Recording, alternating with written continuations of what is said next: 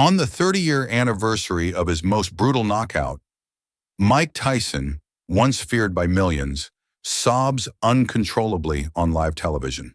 But this time, it wasn't the pain of a punch that broke him. It was a letter, just one letter, from a place many Americans can't even point to on a map, Burkina Faso, West Africa. The author? A man named Ibrahim Traoré, soldier, survivor, and now president. His message? Raw, quiet, devastating. It wasn't about politics. It wasn't about power. It was about being seen.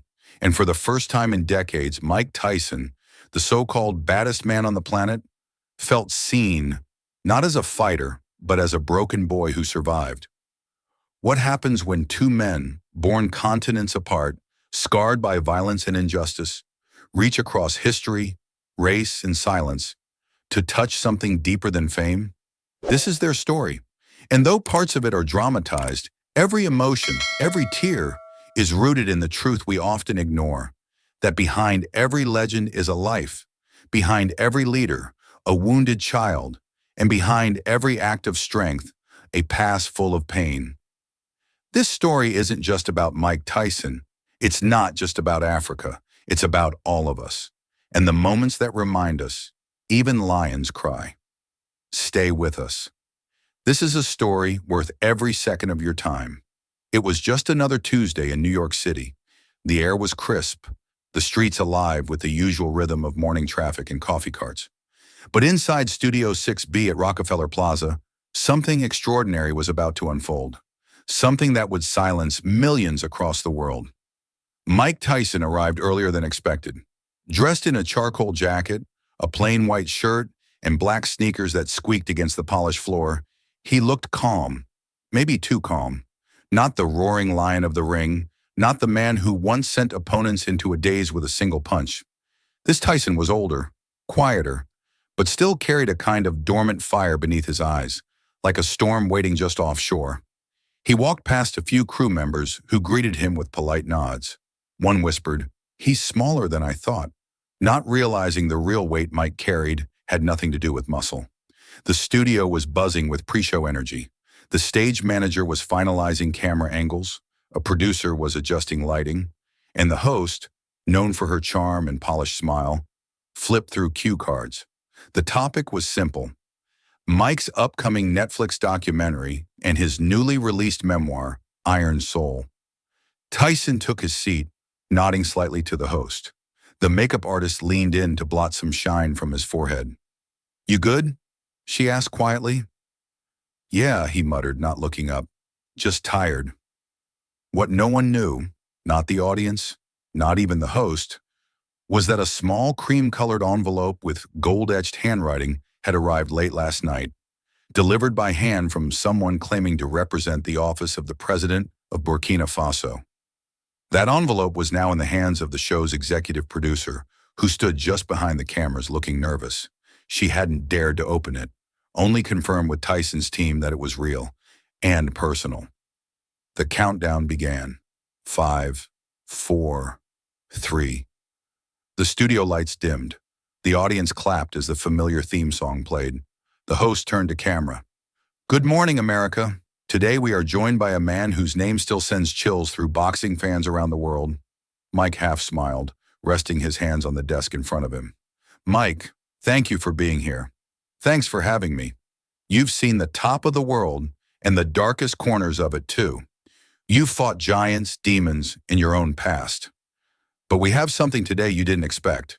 Mike raised an eyebrow. "What's that?" The host turned, receiving the envelope from a producer.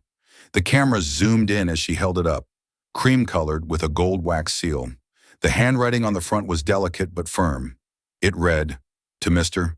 Michael Gerard Tyson, confidential. From the office of the president, Burkina Faso."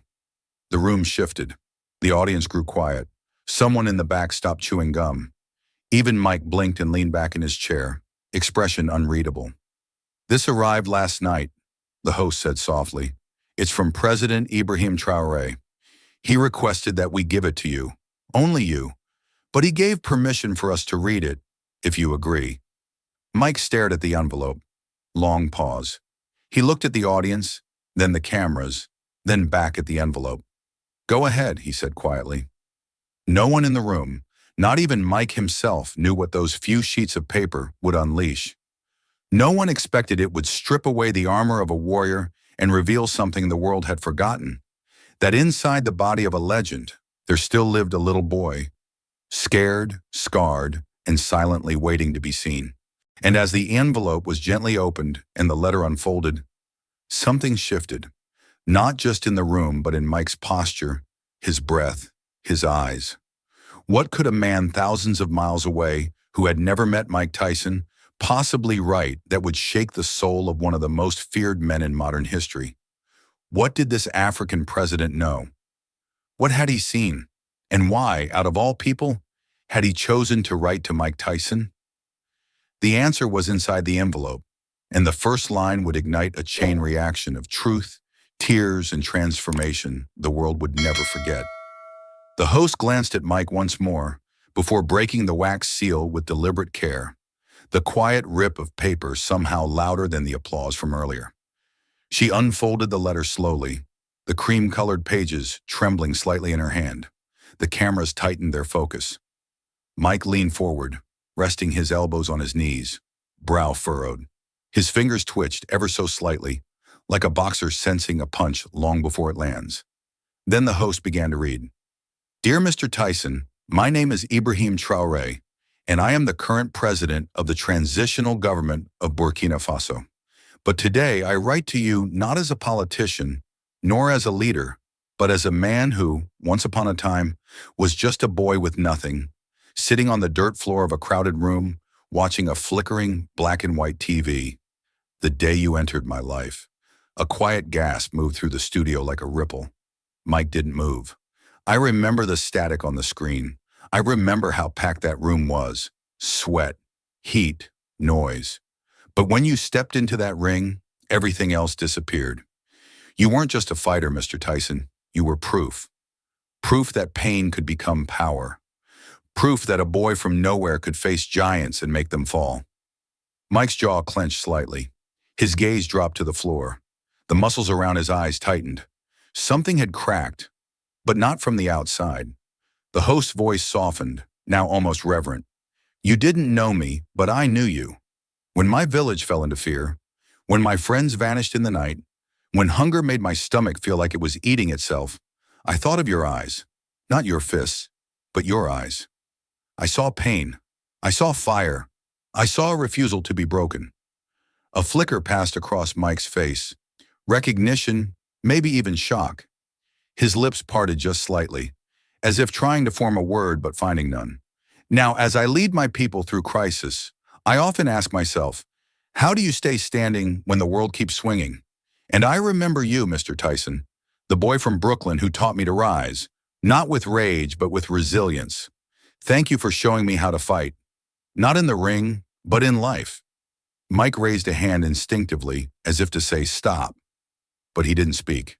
His eyes glistened. His breathing grew shallow.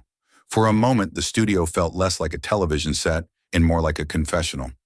"You once said that nobody ever cared about you until you started fighting. I understand that. I, too, come from silence. I, too, have felt invisible. But you were seen, Mr. Tyson. You were seen by a boy in Africa who had nothing but hope, and your image burned into his soul." A single tear broke free and trailed down Mike's cheek. He didn't wipe it away.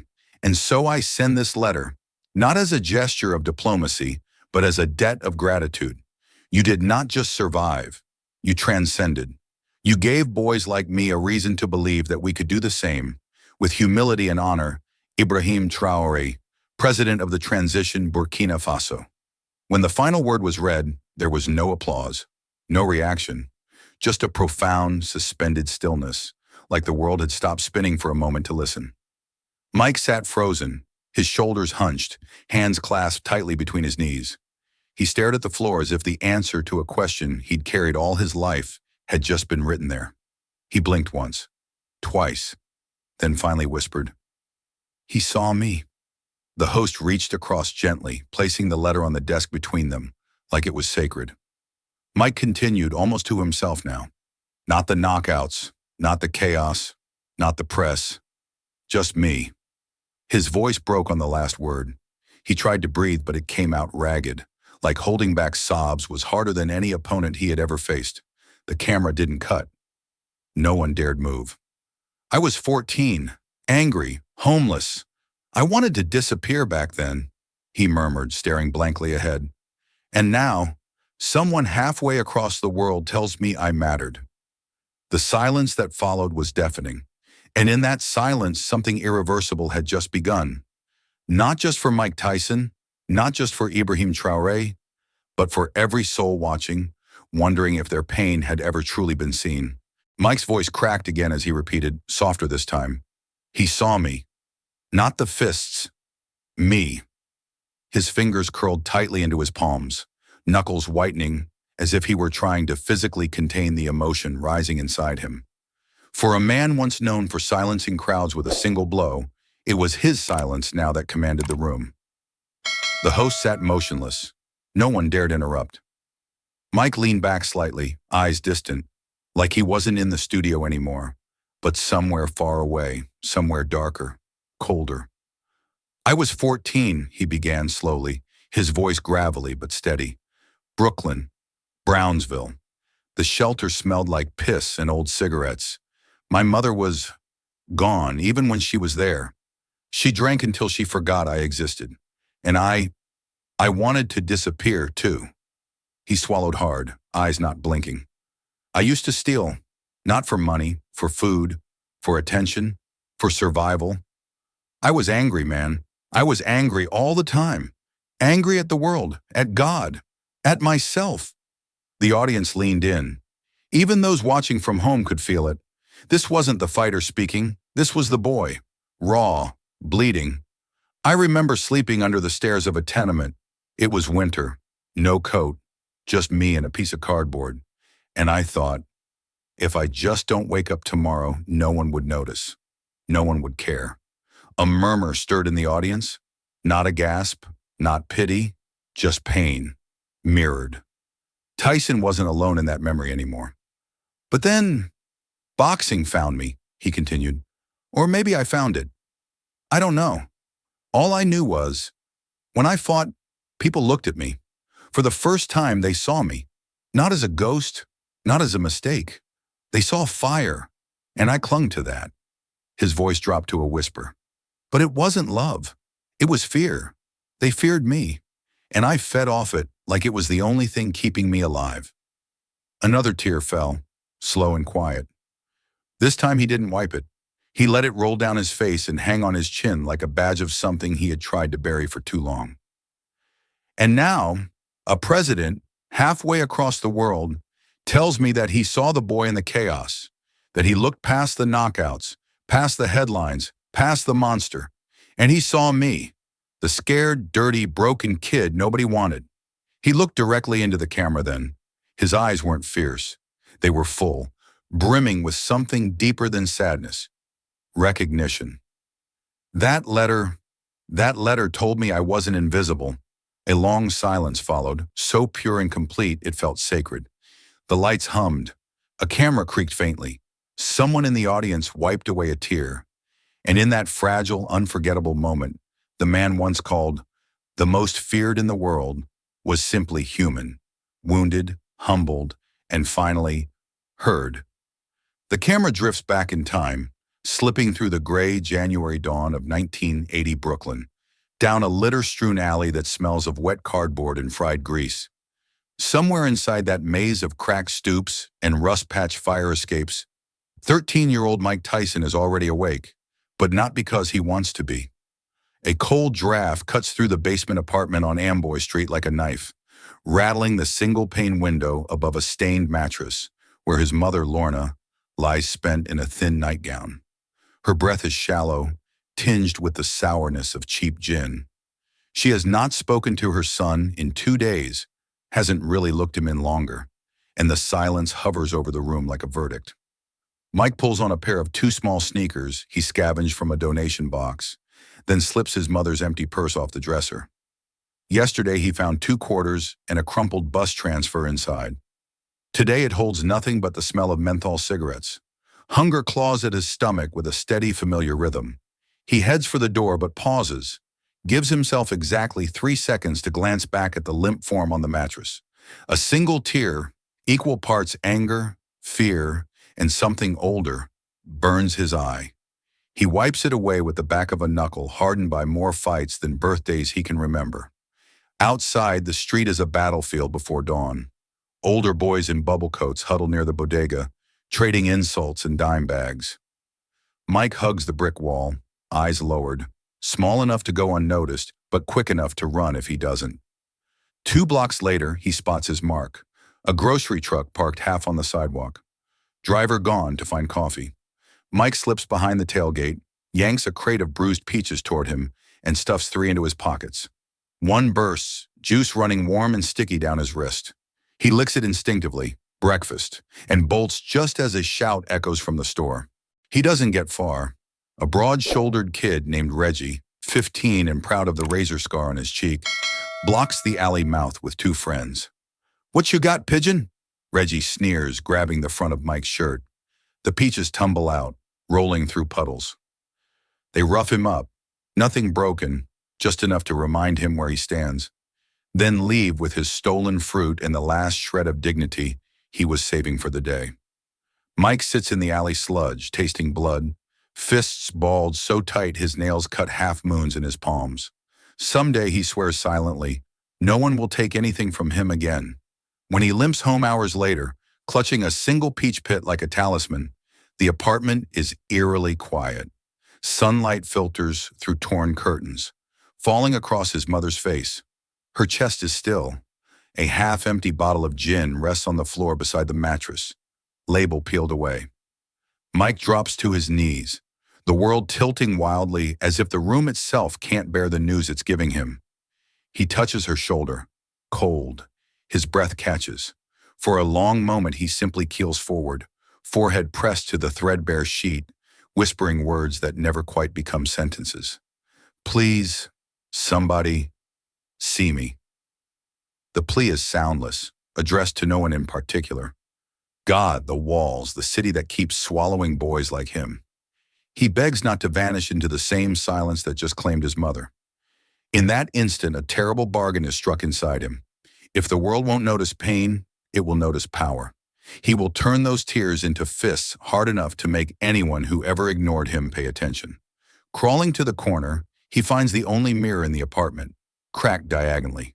He stares at the distorted reflection, swollen lip, dirt-smeared cheek, eyes burning, and speaks aloud, voice raw, "They'll remember me." That night he doesn't sleep. He steals back onto the street, following the moonlit sidewalks to the abandoned Brownsville Boys Club. Inside the dust-coated gym, under a single flickering bulb, he wraps his hands with strips of ripped-up t-shirts and wails punches into a rotting heavy bag until his knuckles bleed through the cotton. Each thud echoes off the concrete walls like a question hurled at the universe. Am I visible now? The bag swings wildly, chains screeching, but it is the tremor in Mike's chest that finally forces him to his knees. He clasps his throbbing fist to his forehead and whispers once more, softer this time, almost tender. "See me. Please, just see me." In the hush that follows, a distant subway rumbles beneath the floorboards. It is the only answer he gets. Yet in that rumble is a promise of movement, of escape, of someplace beyond the ghost-ridden streets of Brooklyn. Mike stands, breath ragged, and squares up to the bag again. The ghost of hunger still haunts his gut. The ghost of loneliness still claws his ribs. But another ghost, one made of raw determination, steps in beside them.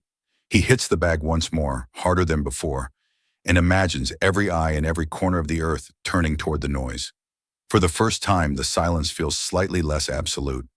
Long before the world knew his name, before the medals, the speeches, or the presidency, Ibrahim Traoré was just a boy with dust on his heels and hunger in his eyes.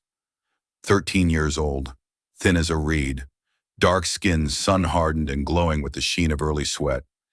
His village sat like a forgotten sigh on the dry belly of Burkina Faso. No electricity, no running water, just tin roofs and stubborn hope. Each morning before the sun had the strength to burn, Ibrahim woke in silence, dressed himself in a frayed school shirt passed down from 2 older cousins, and stepped barefoot into the ochre-colored dirt. The nearest school was 8 kilometers away. He knew the path by heart, past the thorn trees, across a cracked concrete bridge that creaked under his weight, and through the edge of a field where goats wandered freely. He walked alone, always alone. Books were a luxury he didn't own. He carried lessons in his head, multiplication tables sung under breath, French phrases mouthed like prayers, and the names of every African revolutionary he'd ever heard whispered by candlelight.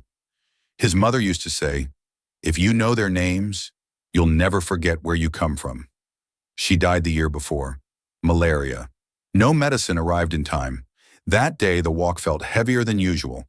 His right foot had a fresh cut, swollen and hot. Still, he limped forward, proud, strong. In his village, boys didn't cry about feet. They just kept walking. By mid-afternoon, school ended. The air buzzed with heat. On his way back, Ibrahim stopped at a small, makeshift tea shack made of wooden poles and torn blue tarpaulin. It sat at the village edge, owned by an old man named Mamadou, who sometimes let the children peek at the flickering television if they kept quiet.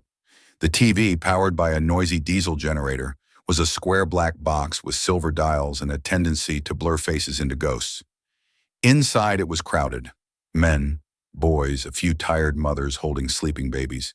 The air smelled of mint tea, sweat, and charcoal. Ibrahim slipped through the bodies and crouched near the back, just as the screen crackled into focus. And there he was, a broad-chested man, shoulders gleaming, mouthpiece clenched, eyes burning. The announcer's voice was American, loud and fast. "Mike Tyson, the baddest man on the planet." Someone in the room muttered, "That man is an animal, a machine." Another scoffed, "No one fights like him? He's not human."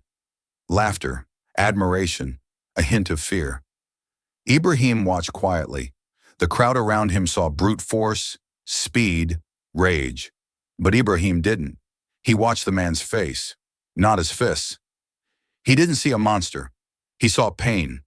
Behind the headgear, under the glint of sweat, was something more familiar than fear, something he'd seen in mirrors, in grieving fathers, in the hollowed-out expressions of neighbors who'd lost too much too soon. Mike Tyson's eyes were the saddest he'd ever seen. The fight began. Tyson moved like a storm. 3 punches, and the opponent was already wobbling. But Ibrahim didn't flinch at the violence. What caught him was what happened after. As Tyson stood over the fallen man, victorious and still heaving with adrenaline, his eyes didn't celebrate. They mourned. Just for a second. A flicker. And Ibrahim felt it like a pulse through the floorboards. He leaned in, whispering under his breath, "You don't want to be in there either, do you?" No one heard. No one cared. But he knew he was right. Later that night, back in his one-room house, Ibrahim lay awake on a woven mat, replaying the moment again and again. He thought of how people feared the fighter, but no one ever asked what he was fighting for. Maybe no one had ever really seen him. It wasn't Tyson's strength that left the deepest mark. It was his sadness. Ibrahim realized something powerful, that even the strongest man in the world could carry invisible wounds, that behind fury there might be loneliness, that maybe, just maybe, strength wasn't about how hard you could hit, but how much pain you could survive while still standing. He whispered the name once before sleep took him. Tyson. No titles, no fear, no spectacle. Just Tyson, the man with the eyes that spoke across oceans, through static, into the heart of a barefoot boy in West Africa who had never felt so understood. And that somehow made the walk to school the next day feel just a little shorter. Thousands of miles apart, under entirely different skies, 2 boys the same age fought battles neither had chosen. One in the crumbling corners of a Brooklyn detention center, the other in the ashes-streaked remains of a West African village. They would never meet as boys, never know each other's names, but pain, in its cruel symmetry, had already braided their lives together. Mike was 13 when they locked the door behind him. Spofford Juvenile Detention Center wasn't built for healing. It was a warehouse for the angry, the abandoned, the unseen. The cell was 6 by 8 feet, no pillows, no silence, just the sound of yelling from the next room and metal doors clanging like thunder in a steel sky. On the first night, he cried into his pillow until his throat ached. By the second week, he learned not to cry at all. He learned to punch instead. Learned that if you made someone bleed first, you didn't have to explain why you were scared. That if you snarled loud enough, maybe no one would hear your heart breaking underneath. But no one ever taught him how to stop swinging. No one ever asked where it hurt. Half a world away, Ibrahim was also 13 when the smoke came. The night sky glowed orange as armed men moved through his village like a curse. The fire started at the edge, near the grain silos, and spread with terrifying speed. He remembered his uncle's voice shouting through the chaos, "Run! Don't stop for anything!" And he did, barefoot, breathless, clutching his little sister's hand as embers fell like poison stars. They didn't stop until morning. When they returned, the houses were gone. So were half the people. There was no prison for Ibrahim, but the trauma built its own walls, made of silence, of loss, of questions that no adult dared to answer. He didn't speak for days. He stared at nothing. When school resumed weeks later in a borrowed church hall, he couldn't look at the chalkboard, not because he didn't understand, but because it all felt meaningless. Who cared about fractions when your mother's hands had dug through ashes, hoping to find a photograph that hadn't burned? In Brooklyn, Mike started lifting weights, not because he wanted to be strong, but because it kept his hands busy when his mind wanted to wander too far. In Burkina Faso, Ibrahim started reading, not because the words comforted him, but because they gave him control over a world that had stolen everything else. Both boys survived, but survival is not healing. They became fighters, each in his own way. Mike fought fists and fate. Ibrahim fought systems and silence. They rose not because someone showed them how, but because the ground beneath them gave no other choice. And yet, despite oceans and languages and landscapes, they shared one unspoken truth. Everyone teaches you how to survive pain. No one teaches you what to do when you survive it. The studio lights had cooled to a dim blue glow, and the echo of applause was long gone, replaced by the low hum of air vents and the distant clatter of crew dismantling set pieces. Mike Tyson sat alone in a narrow dressing room that smelled faintly of hairspray and fresh paint. The makeup mirror in front of him reflected tired eyes rimmed red, cheeks still streaked with salt. He hadn't bothered to wipe the last tear completely away. What was the point? The hardest part of pretending, he realized, was pretending it hadn't hurt. A styrofoam cup of lukewarm coffee rested on the vanity. He didn't touch it. Instead, he stared at the cream-colored envelope, now folded twice and tucked into the front pocket of his jacket, as if the letter might slip out and vanish if he let it go for even a second. His phone lay face down on the counter, screen dark. For a long moment, he simply breathed, letting the silence thicken.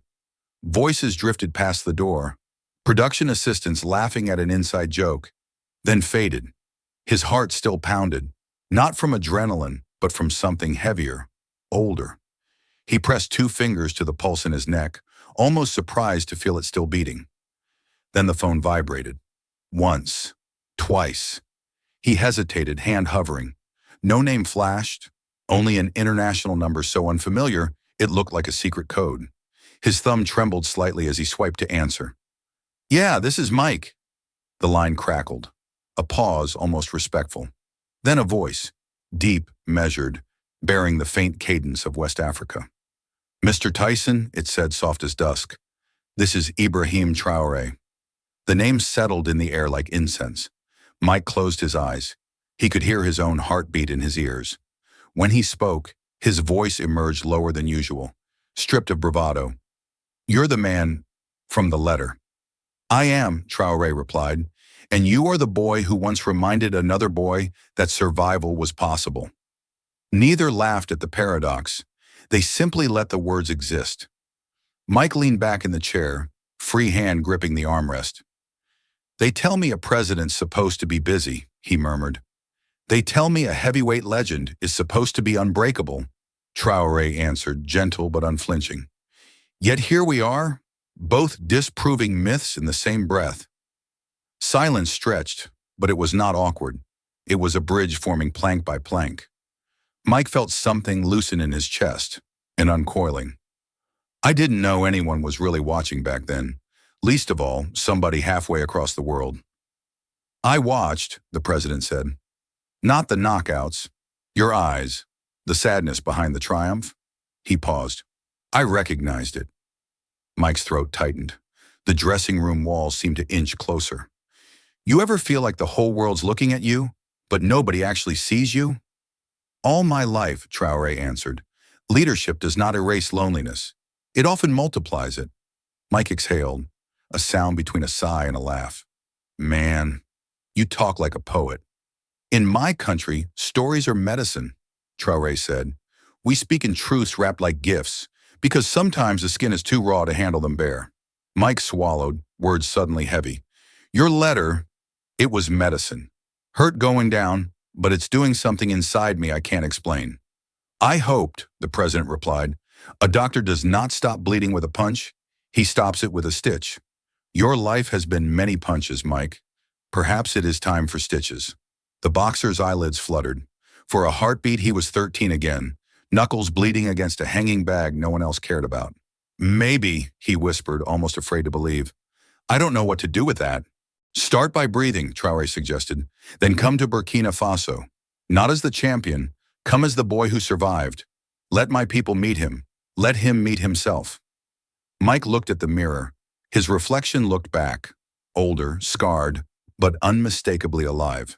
You think that can heal anything? I think, Traoré said, when one wounded child recognizes another, they begin the work adults have forgotten how to do. There was a rustle on the line. Papers, perhaps, or the wind sweeping across an open veranda. I will arrange nothing extravagant, he continued. No press conferences, no red carpets.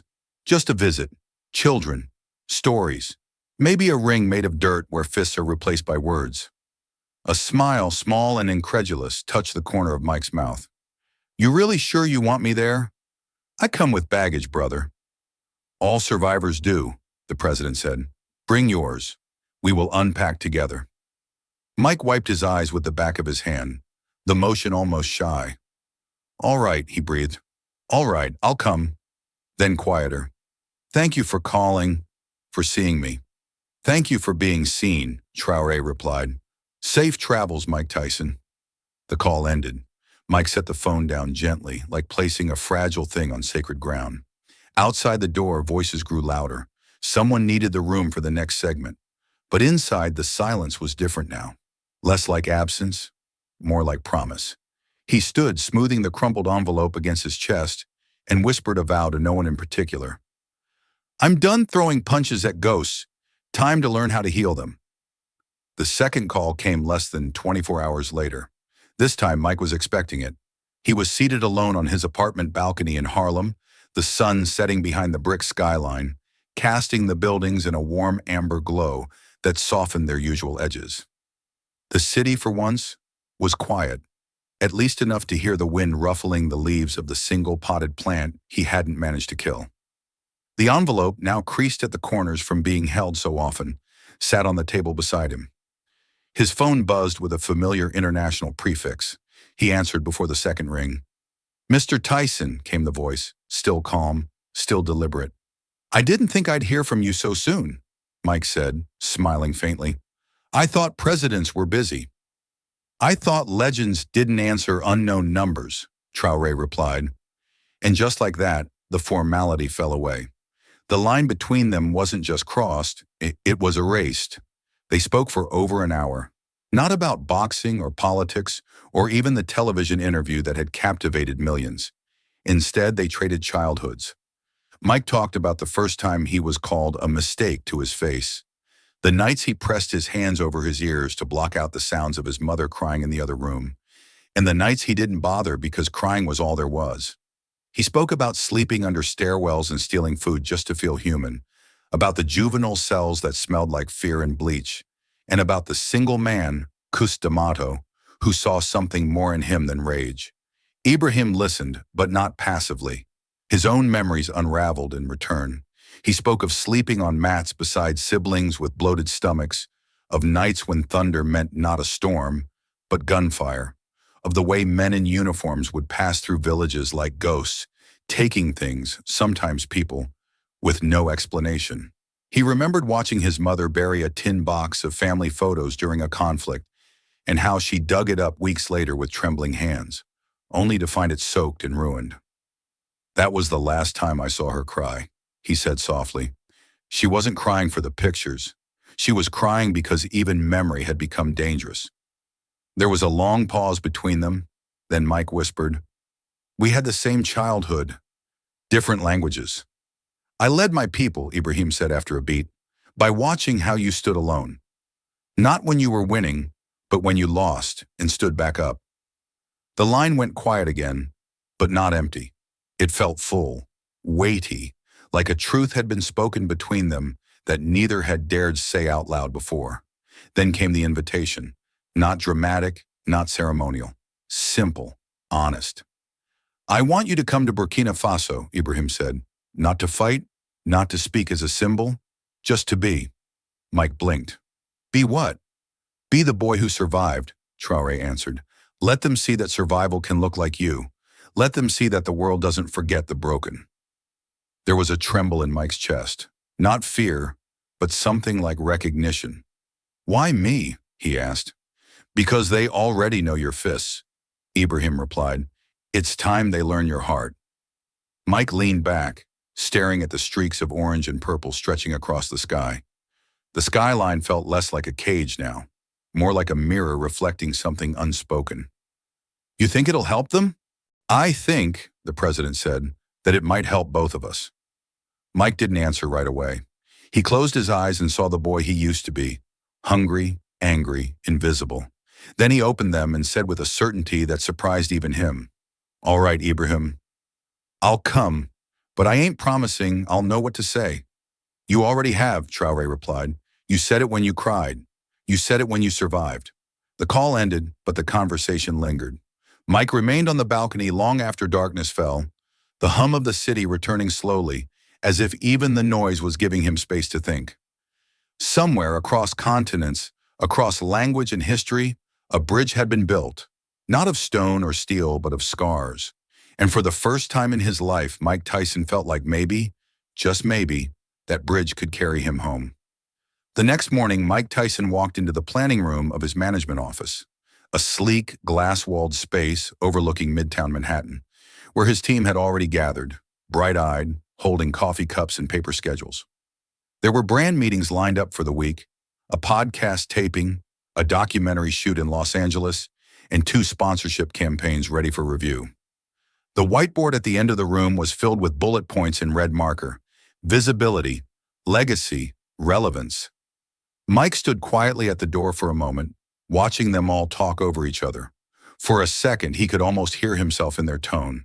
Fast, sharp, aggressive, always punching forward, always planning the next move before the last one even landed.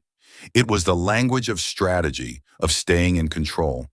But all Mike heard now was noise. "I'm going to Burkina Faso," he said simply. The room froze. A junior assistant dropped her pen. The head of branding, a man with silver hair and a Bluetooth headset, blinked like he hadn't heard right. "Wait, what? Now?" Mike nodded. "Yeah, this week." "Mike, we've got 3 shoots this week," his manager said, stepping forward, voice steady but laced with concern. "Netflix is flying people in from London. The press junket's locked. You've got an audience waiting." Mike looked at him, calm but unmoved. "I've got kids waiting too," he said. "Kids who ain't got time for cameras and contracts." The manager rubbed his forehead, trying to stay patient. "I understand the emotional pull, I do. But you worked years to rebuild your brand. You've got momentum now. Don't derail it for some symbolic—" "This isn't about boxing anymore," Mike cut in, not loudly, but with a finality that landed like a body blow. "It's not about branding, or shows, or keeping up appearances." He reached into his pocket and pulled out the folded letter, held it in his palm like it was made of something sacred. "You all see me as the fighter," he continued, "but that boy, that president, he saw the kid before the gloves, the one nobody believed in, the one I've been trying to forget." A silence fell over the room, uncomfortable and unfamiliar. Mike took a breath. "I've stood in rings my whole life, fought for approval, for attention, for survival. But I'm done fighting ghosts. I need to go meet the boy who used to cry in a stairwell and remind him he's still here. The team didn't argue again. Not because they fully understood, but because they could see it in his face. The clarity, the weight, the shift. It was the same expression he wore before every fight. Not rage, but resolve. As he turned to leave, the manager asked quietly, "You sure this is the right time?" Mike paused at the door and looked back over his shoulder. "It's the first time," he said, "that the timing finally feels right." And with that, the fighter walked away from the ring, not toward a match, but toward a truth waiting on the other side of the world. The wheels of the aging turboprop made a bone-deep rattle as it touched the cracked tarmac of Ouagadougou's modest airport, kicking up a cloud of copper-red dust that shimmered in the noon sun. Mike Tyson peered through the oval window, eyes adjusting to a horizon that seemed to vibrate under the white heat. No jet bridges, no glass and steel concourse, just a squat terminal painted the color of faded clay and a scattering of tin roofs beyond. The moment he stepped onto the stairs, the air hit him like an invisible wall, hot, dry, laced with the distant scent of charcoal smoke and shea butter. He removed his cap, wiped his brow, and breathed in, as if trying to memorize the taste of this new sky. Customs took minutes, not hours. A single officer in a pale green uniform stamped his passport, nodded once, and welcomed him in French so formal it sounded ceremonial. Outside, a battered Land Cruiser, sun-bleached hood, one headlight hanging loose, waited by the curb. Ibrahim Traoré leaned against it, no entourage in sight, wearing khaki trousers, a plain linen shirt, and the gentle smile of someone who has chosen simplicity over spectacle. For a heartbeat, the two men just looked at each other, the former heavyweight with a life written on his face, and the present whose eyes carried entire histories. Then Ibrahim stepped forward and opened his arms. Mike hesitated, a fighter's reflex, then let himself be pulled in. The hug was wordless and long, an embrace that said, "I see you more clearly than language ever could." They didn't climb into a gleaming motorcade. Instead, Ibrahim slid behind the wheel himself, motioned for Mike to ride shotgun, and started the engine with a cough of gray exhaust. As the Jeep lurched onto a dirt road, children appeared from nowhere, barefoot and bright-eyed, chasing the vehicle in bursts of laughter. "Tyson! Tyson!" they shouted, the syllables tumbling over each other, half chant, half giggle. Mike rolled down the window. The wind whipped at his cheeks, carrying with it a thrill he hadn't felt since the roar of Madison Square Garden, only softer, purer. One boy, no older than 9, kept pace for nearly a block, grinning so hard his face looked painted with joy. Mike extended his fist out the window. The boy tapped it lightly before falling back, arms raised in triumph. Ouagadougou unfolded around them like a living mural.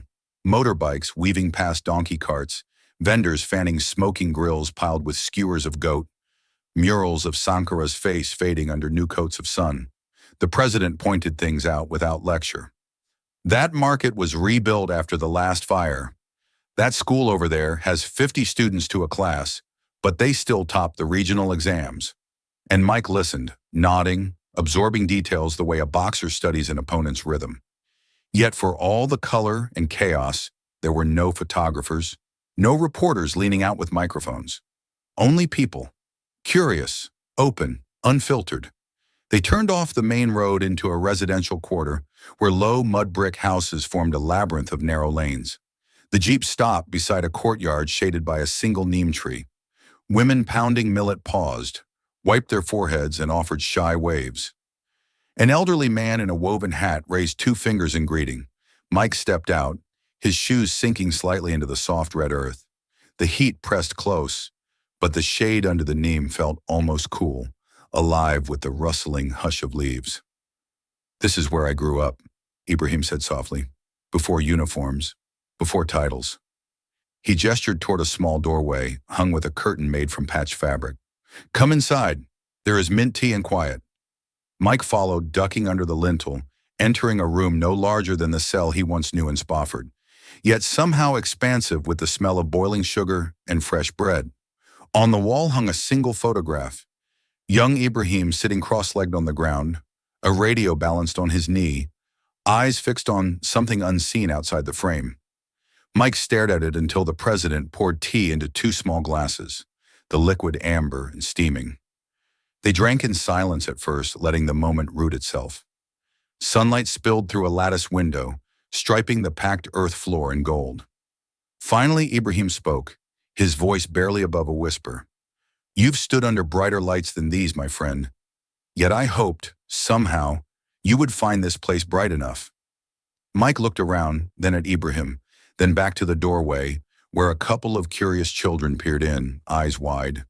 He felt the letter inside his jacket pocket, soft from countless readings, and realized he had never been met with so much truth and so little pretense. "It's bright," he said, his throat thick. "Bright enough to see everything I never saw before?" And with that, the fighter and the president sat together in the glow of an ordinary afternoon. No flashbulbs, no red carpets, only the shared light of two lives finally converging in the open. The next morning, the sun had barely begun to climb when Ibrahim led Mike through a narrow village road lined with faded murals, cracked water jugs, and the smell of millet porridge wafting from open doorways. Children played barefoot in the dust, kicking a makeshift ball of twine and old fabric. Mike noticed how some of them paused to stare. Not out of fear, not even reverence, but curiosity.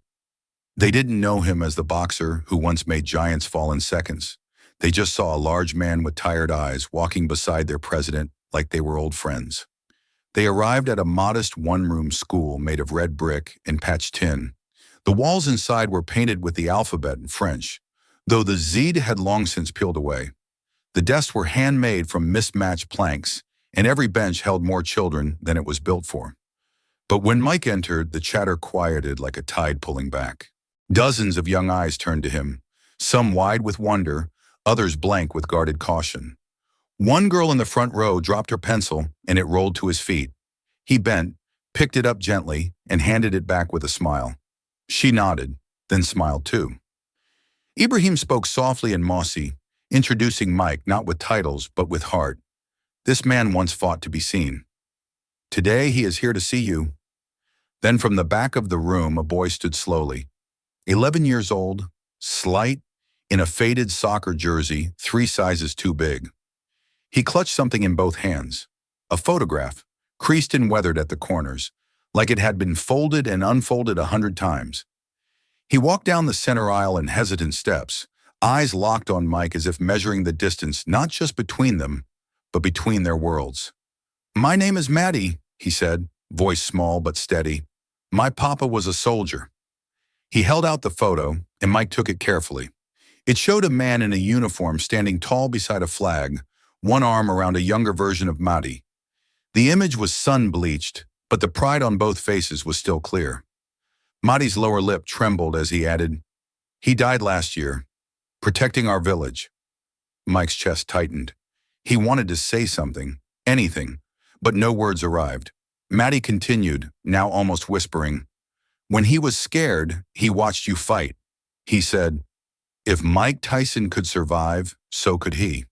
The room was silent. The only sound was a faint buzz of cicadas outside and the occasional creak of wood beneath shifting feet. Maddie looked up, eyes wet but not falling.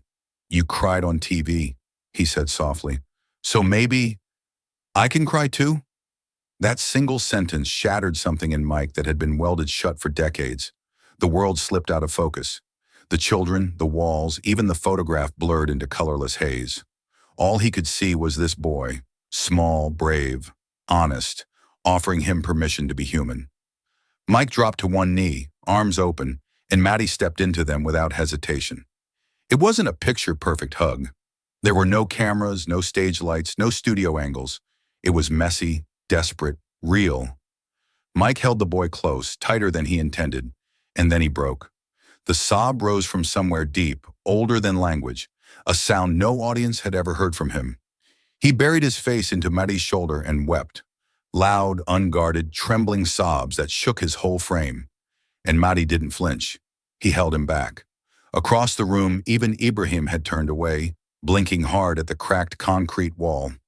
When the storm of grief subsided, Mike pulled back just enough to look Maddie in the eyes. "You're braver than I ever was, little man," he whispered. "But you cry." Maddie nodded, And for the first time that day, he smiled. And so, in a room full of children who had already seen too much of the world's cruelty, something entirely unexpected happened. The most feared man in boxing became, in that moment, something infinitely stronger, someone safe. That night, the air in the village carried the soft hush of rest. The sun had long dipped below the distant hills, leaving behind a velvet sky freckled with stars. A warm breeze stirred the leaves of the old mango tree near the edge of the schoolyard, its branches thick and wide like arms stretched out in protection. Beneath its shade on the cool packed earth, Mike sat cross-legged, his back against the rough bark, and Matty beside him, his knees pulled to his chest. They didn't speak for a while. The silence between them wasn't awkward. It was shared, gentle, like two people who'd already said what mattered most earlier in the day. The sounds of crickets mixed with faint laughter from a nearby cooking fire. Somewhere a drum beat echoed softly in the distance. Mike looked up, watching the stars. "When I was your age," he said finally, voice low, "I used to think crying made me weak. Like if I cried, the world would eat me alive." He turned his head slightly, glancing at Matty. "So I got good at hiding it, even from myself." Matty shifted beside him, chin resting on his knees. "But you cried today," he said simply. Mike nodded. "Yeah, and you know what I realized?" Matty looked over, eyes wide in the dark. "Even lions cry," Mike said. "Especially lions." The boy let that sit, his brow furrowed, thinking it through like a riddle only his heart could solve. "Because they get tired too?" he asked. Mike smiled. Not big, just enough to show it was real. "Because they carry so much. They have to act strong all the time. But inside, they're just trying to keep from falling apart." Matty didn't respond right away. He reached into his pocket and pulled out the old photo of his father again. He didn't hand it to Mike this time. He just stared at it in the faint starlight, running his thumb along the worn edge. "My papa never cried," he whispered. Mike tilted his head. "How do you know?" Matty was quiet, then admitted, "Maybe he did. Just not where I could see." "Then he was like me," Mike said gently, "trying to protect you. But sometimes the strongest thing we can do for someone is show them we hurt too." Matty's eyes glistened in the dark. "Will you leave too?" he asked, voice barely audible. The question caught Mike off guard. It wasn't accusatory. It was afraid. And underneath it, Mike heard every adult who had vanished from Matty's life. Every promise unkept. Every silence that said, "You're on your own." Mike didn't answer right away. He reached out and placed a hand gently on Matty's back. "I'll be back," he said, voice firm, unwavering. "I promise." Matty didn't respond, but he didn't pull away either. He leaned slightly into Mike's side, just enough to be sure the man was really there, solid, unmoving. And under the mango tree, under a sky older than both of them, a promise was made. Not with contracts or cameras, but with presence. And presence, Matty would learn, was the rarest kind of love. The next day, the sun beat down with unrelenting heat, pressing the air flat against the earth like a heavy hand. Dust swirled in lazy spirals as Mike Tyson stepped out of the Land Cruiser and stood before the schoolyard, if it could still be called that. The building was little more than a cracked shell, walls pockmarked from weather and time, paint faded into ghost-like streaks, and a tin roof that buckled and groaned in the wind. Parts of the structure looked like they had survived not just the seasons, but history itself. Children were already gathered in the yard, sitting cross-legged in the shade of a crooked awning. Their uniforms were mismatched, some stitched together by hand, others just clean enough clothes that could pass for schoolwear. Books were shared 2 or 3 at a time, but their eyes, curious, quiet, and impossibly sharp, missed nothing. Mike stood in front of them, sweat gathering beneath his shirt, and tried to steady his breath. It was strange. He had faced men twice his size in the ring, walked into arenas echoing with jeers and flashbulbs, yet somehow standing here, in front of 60 children staring up at him with their whole hearts open, he felt something heavier than pressure. He felt responsibility. Ibrahim gave him a small nod from the side. No microphone, no podium, just the quiet expectation of truth. Mike cleared his throat. "My name, well, y'all probably know my name. People used to call me a monster, A beast. A weapon. He paused, looking out over the sea of small faces. And for a long time, I believed them. The children didn't move. Some blinked slowly, others leaned forward, waiting. No one fidgeted. I used to think I was born to fight, he continued, voice rough but growing steadier. That the only thing I was good for was hurting people before they could hurt me. He looked down for a moment, then back up. But the truth is, I wasn't a weapon. I was a boy. Just a broken boy. Scared, hungry, angry. He glanced at a boy near the front whose shirt hung loose over bony shoulders, then at a girl with one sandal and a notebook so worn its cover was held on by twine. And nobody ever told me it was okay to be those things, to be hurting, to feel lost. So I punched instead. I punched the world before it could hit me first. A breeze kicked up dust at his feet. He let it pass, eyes still locked with the children. But punches don't heal you. They just keep you fighting ghosts. He took a step closer to the students. I look at y'all, and I see fighters. Not with fists, with heart, with courage. Some of you walked miles to be here. Some of you study without lights. Some of you carry pain no one else sees. His voice cracked slightly. I carried mine too, for a long time. But I'm here now because someone saw me. Someone believed that even a lion could cry. A murmur moved through the group, a collective exhale of understanding. One small hand went up. Mike nodded toward the girl. Did you want to be a boxer when you were little? He smiled, the kind of smile that comes from deep, earned sorrow. No, I wanted to disappear. I wanted someone to say, "You matter," before I had to earn it by bleeding. He scanned their faces again. So if no one said it to you yet, I'll say it now. You matter. You are seen, and you don't have to fight to prove you're alive. Silence followed, but it wasn't empty. It was full of processing, of soft emotion beginning to stir in young hearts. Mike looked to the far end of the yard, where a small tree grew beside a crumbling wall. Etched into the bricks were names, children who had passed through this place, some no longer here, some perhaps lost to conflict or time. I carry scars, he said, placing a hand to his chest. But they don't mean I'm broken. They mean I survived. Then softly he added, and so can you. In that moment, under the ruin of a building held together by will and dust, a man once known for the power in his fists offered something far rarer, permission to be vulnerable. And in return, he was given what he had always needed, even if he hadn't known how to ask for it. The quiet, honest listening of a room full of children, learning that strength doesn't always mean silence. After Mike's talk under the sun-stained awning, the children were dismissed in small groups, their faces quiet with thought, some still stealing glances over their shoulders as they walked back to their classrooms or homes. The energy had shifted, less noisy now, more reflective. Yet as Mike turned to follow Ibrahim back to the car, he noticed a commotion in the far corner of the schoolyard, near a patch of bare ground where the children often played during recess. Two boys stood facing each other. One was older and taller, his posture stiff with pride. The other, younger and visibly shaken, had a torn collar and a fresh swelling beneath his left eye. A teacher hurried over to intervene, placing a gentle but firm hand on the older boy's shoulder, guiding him away. The younger boy stayed behind, blinking rapidly as if holding back tears he refused to let fall. Mike watched it all in silence. Then he walked toward the boy. He crouched slowly so that they were eye level, the boy's gaze cast downward, shoulders tight with embarrassment. "What's your name?" Mike asked, his voice soft, almost conspiratorial. The boy hesitated, then muttered, "Issa." Mike nodded. "Issa, you all right?" The boy shrugged. "I didn't cry." Mike smiled just a little. "You don't have to prove anything to me." Issa swallowed, then confessed.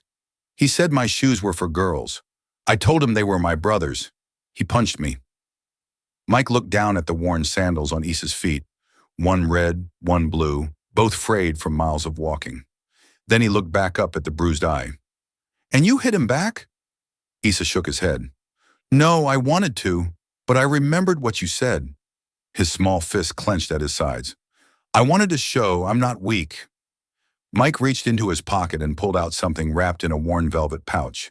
He opened it carefully, revealing a championship ring, heavy, gold, with a cluster of small diamonds circling a black center stone. He'd worn it only on rare occasions. Today he had brought it not for display, but instinctively, not knowing why. He held the ring out to Isa. "Hold this." The boy's eyes widened. I can't.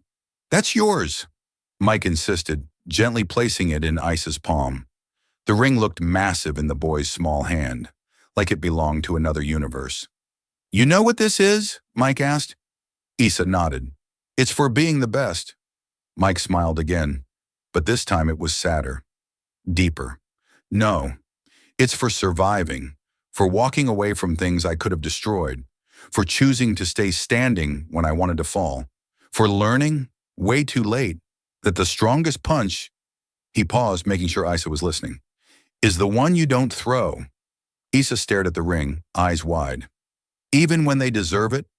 "Especially then," Mike replied, "because when you throw it, you carry it. The anger, the shame, the hurt. But when you don't, you rise above it. That's power." The boy ran a finger gently over the cold metal, as if touching a story, not an object. Then, without being asked, he offered it back. Mike took it, closed the pouch, and tucked it away. "One day," he said, "you'll earn something more valuable than a ring. You'll earn respect for what you don't do." Isa stood straighter now, like the bruise didn't matter as much anymore.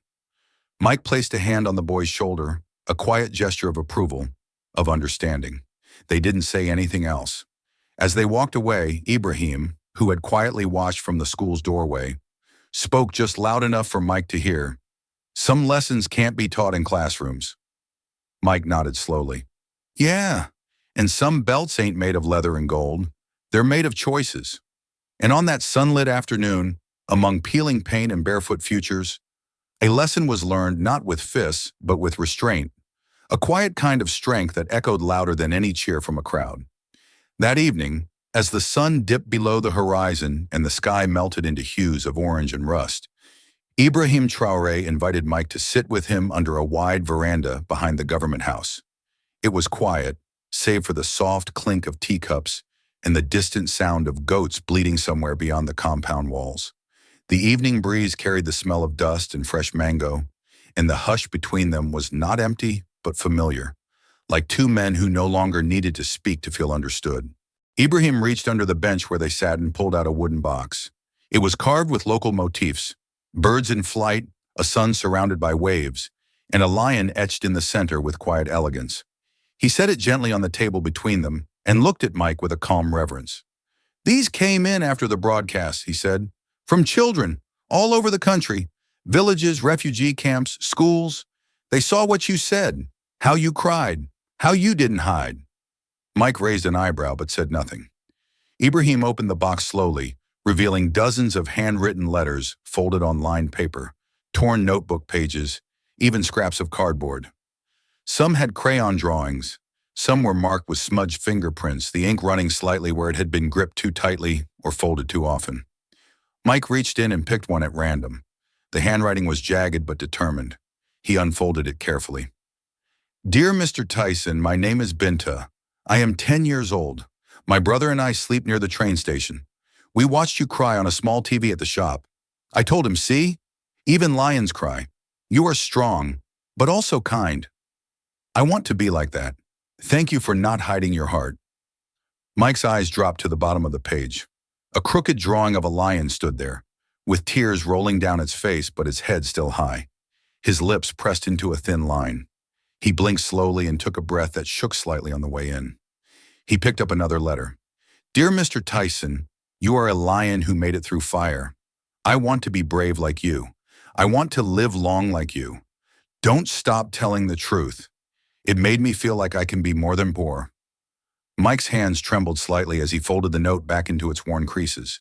He placed it back in the box, but with a care that felt almost sacred. He leaned back, voice low and quiet. "This," he said, nodding toward the box, "is worth more than every belt I've won. More than all the money, the titles, the cheers." Ibrahim smiled gently. Because this is a different kind of ring, my friend. Not made of gold, but made of hope. A ring that grows wider with every soul it touches.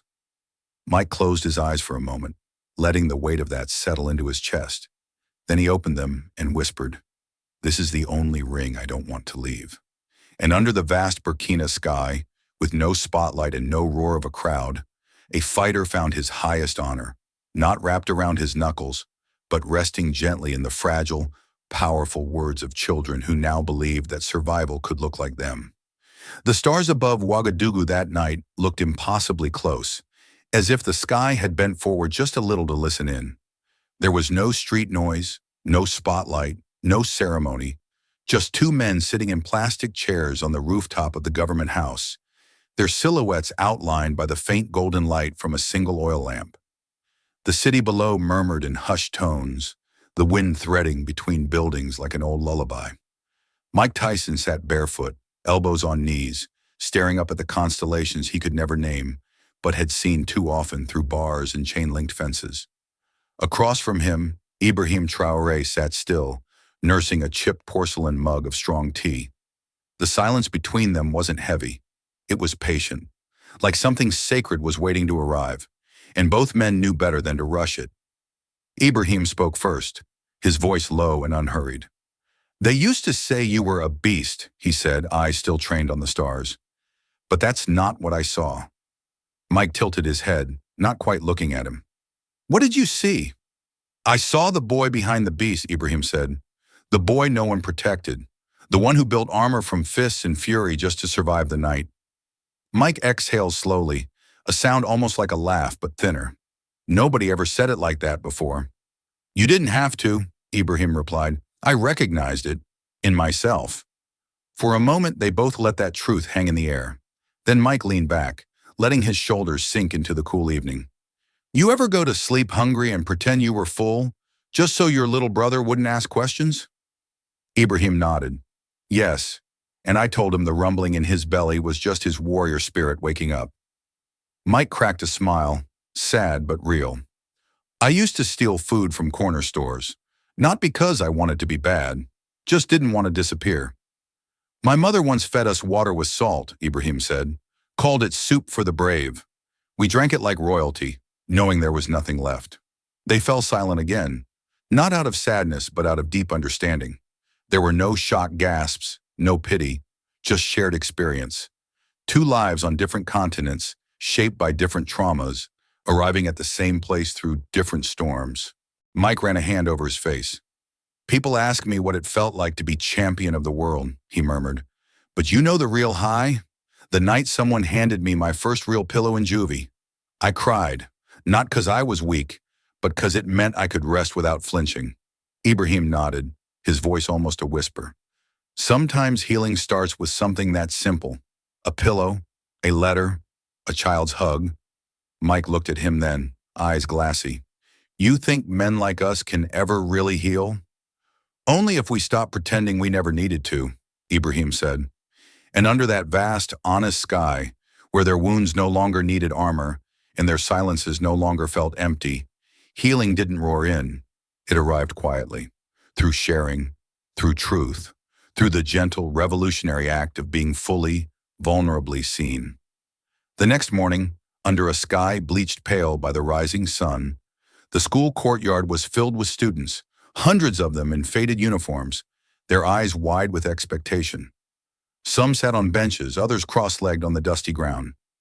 Teachers stood at the edges, their faces solemn but hopeful. Mike Tyson stood in front of a hand-painted chalkboard, the only thing resembling a stage.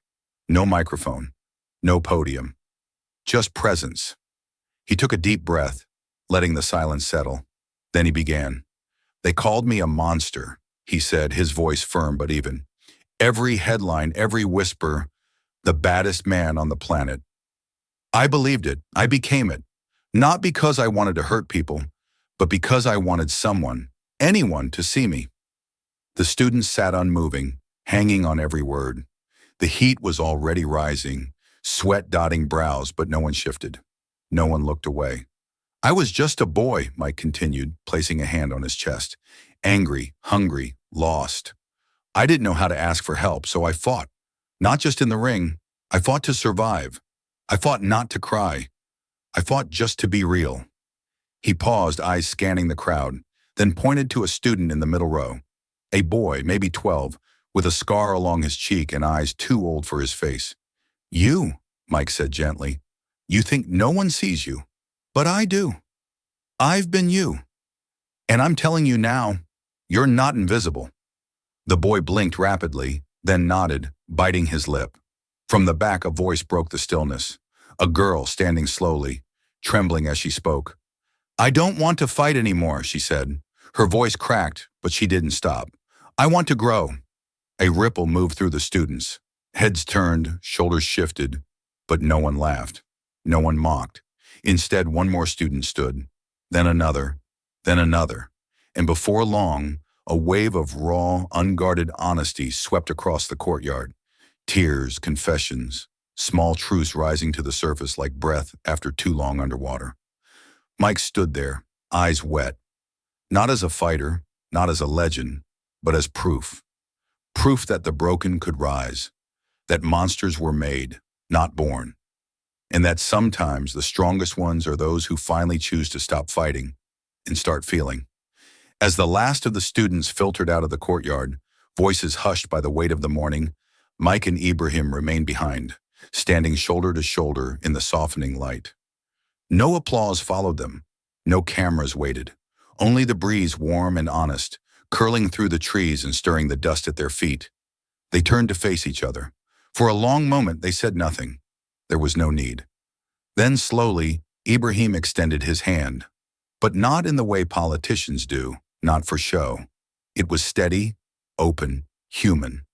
Mike reached out, not to shake it, but to grasp it, full, firm, and unflinching. They held it not like leaders closing a deal, but like survivors holding each other up. This isn't a handshake, Ibrahim said quietly, his voice thick with something deeper than formality. It's a bond, Mike nodded, eyes locked on his. Not built in triumph, but in the wreckage. They stood like that for a while, hands clasped between them, knuckles worn by different wars, hearts marked by the same scars. Neither tried to speak over the other. Neither reached for the perfect line. They didn't need to. Their silence wasn't empty. It was full of understanding, of unspoken grief, of a promise that didn't require words. At last, Mike let out a slow breath. It's strange, he murmured. I've had thousands of hands raised in victory, but this is the only time it felt like peace. Ibrahim simply replied, that's because today you weren't fighting, you were being. And with that, two men from opposite worlds stood united, not by status, not by fame, but by truth shared, pain endured, and the quiet, indestructible bond of brotherhood. Back in New York, Mike appears on a talk show. The host grins. You've been quiet lately, Africa? Mike nods, pulls out a folded letter. He reads, even lions cry. So maybe I can cry too. Mighty silence floods the studio. No laughter, no jokes, just stillness. The audience listens as Tyson's voice trembles. It's not about boxing anymore. It's about being seen. Mike continues, I met a boy who made me human again. He tells the world about Maddie, the fatherless child with the brave eyes. About President Traoré, who saw the pain behind the power. These kids, Mike says, fight harder than I ever did. They fight just to be remembered. The crowd doesn't clap. They cry, because they feel it too. Later, backstage, Mike gets a photo. It's a simple gym in Burkina Faso. Above the door, Tyson Hope Center. Kids smile wide. Maddie stands front and center, holding gloves too big for his hands. Mike stares at the image, then whispers, they called me a monster, but a boy saw me as a mentor, and that's enough. No crowd, no title, just purpose. Born not from victory, but from healing. Even lions cry, even lions heal. This story reminds us that true strength isn't about power. It's about healing, about choosing compassion over anger. Mike and Ibrahim came from pain, but they turned that pain into purpose. Their bond proves that no matter where we're from, we all want the same thing, to be seen, to be heard, to matter. Sometimes it takes the courage to cry to begin truly living. What about you?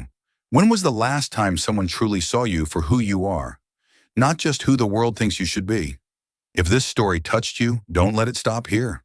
Like, share, and subscribe to Captain of Truth, where every voice matters and every story echoes far beyond the screen. This story is a fictionalized and dramatized narrative created for educational, inspirational, and storytelling purposes. While it may be inspired by real public events, people, or societal issues, it includes imagined dialogue, reconstructed scenes, and character interpretations meant to highlight broader themes of justice, dignity, and resilience. Any resemblance to actual events or individuals beyond public knowledge is purely coincidental. We do not intend to defame, mislead, or harm, but to invite reflection and meaningful conversation. Thank you for watching Captain of Truth.